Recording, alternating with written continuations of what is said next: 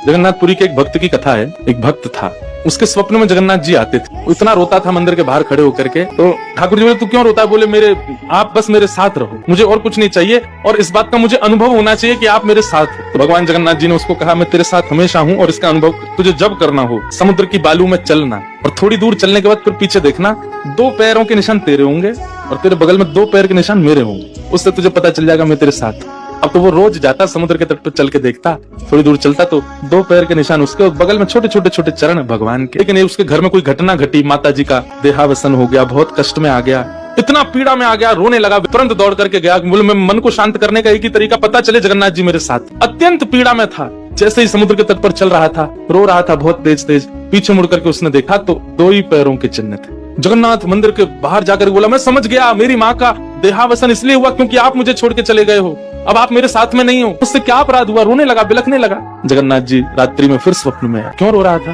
बोले, नाथ आप मेरे साथ थे हमेशा, और आज आप मेरे साथ नहीं थे। मैंने जाके देखा 2 ही चरण चिन्ह थे, और आज ही मेरी माँ का भगवत धाम गमन हो गया। इसका मतलब आपने मुझे त्याग दिया ना? भगवान बोले, नहीं। तो फिर आज आपके चरण चिन्ह क्यों नहीं थे? भगवान बोले, कल तक मेरे चरण चिन्ह थे क्योंकि तू भी चल रहा था और मैं भी चल रहा था, परंतु आज तू पीड़ा में आ गया तो तुझे गोद में लेके मैं ही चल रहा था। वो मेरे चरण चिन्ह, तेरे नहीं, वो मैं ही हूँ।